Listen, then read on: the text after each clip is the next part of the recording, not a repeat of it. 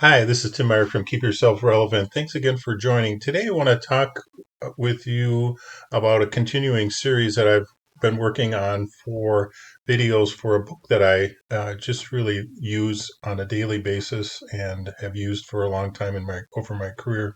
It's the 7 Habits of Highly Effective People. Today, we want to spend some time talking about habit number 5, which is seek first to understand, then be understood.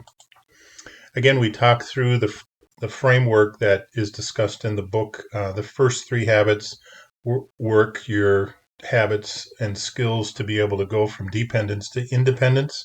And then by working on habits number 4, 5, and 6, we move on into the ability to influence other people. And then habit number 7 is sharpen the saw. So, again, this is the overall framework.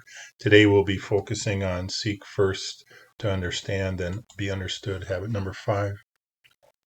Again, a quick recap of the beginning of the book. There's 3 components that you'll want to be aware of in order to improve your habits. The first one is knowledge, which is the what to and why to. The second component is skills, which is your how to. And the third component is the desire or want to. And where the 3 circles intertwine is where we have the habits. And those are where you can, by using these 3 components, you can grow your habits.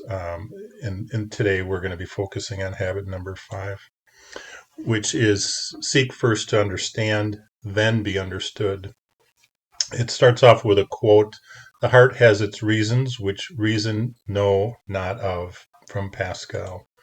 So again, we're focusing on habits number 1, 2, and 3. We're under something that we have control of, where habits number 4, 5, and 6 are we have indirect control, or we have the ability to influence others.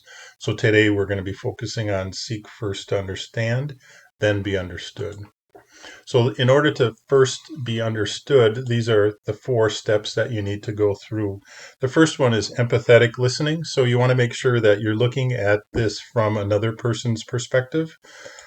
The second step is to diagnose before you prescribe. So often you think of when you go to visit a doctor, the doctor doesn't prescribe you medicine before they've diagnosed whatever your symptoms are for your visit.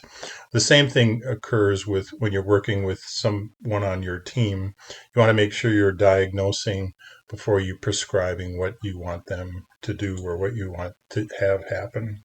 There's 4 autobiographical responses that also are the consist of the third step of the seek first to understand, and that is the first one of the 4 is evaluate, which is you're going to either agree or disagree with the person. The second one is to probe, which you'll ask more questions so you get again so that you can understand better what the person's perspective is. The third autobiographical response would be advise, so that you can then give counsel to that person. And the fourth one is then interpret, try to figure out the person. So over time, you're going to get to know your team better and more thoroughly by being able to first try to understand them. And then the fourth step is the more you understand, the more your perception will change. So the more that you can understand about the person, the more likely you'll be able to see what they're thinking or feeling, or get a better understanding of obviously their perspective. So once you've understood what that person is, then you want to be able to work with them. And what you're always striving for, we covered in habit number 4, which is think win-win. You want to make sure that by being able to understand what the person is thinking or feeling, then work to give your perspective, is you want to always thrive and strive for that win-win perspective. So again, the seek first to understand, the first part of habit 5 is something that's under your control, because you can continually try to understand what that person is thinking or feeling. And then once you give them your understanding of where you want to move forward, that's where you'll start to use your influence. And one way to do that is through the one-on-one. You'll be obviously talking with that person, working one-on-one with that person, so that you can give them guidance as to what you want them to do or how you want to move forward, so that between the two of you, you have a win-win solution. And the more that you can have the win-win solutions, the more that longer term the person's going to be more comfortable, and you're going to continue to gain their trust moving forward, and they'll be able to take your counsel more easily because they know that you have their best interests in mind. So that's a quick recap for habit number 5. Seek first to understand, then be understood. And where that fits in again within their framework is the first 3 habits are under your control. And the second 3 habits 4, think win-win, which we've covered in another video.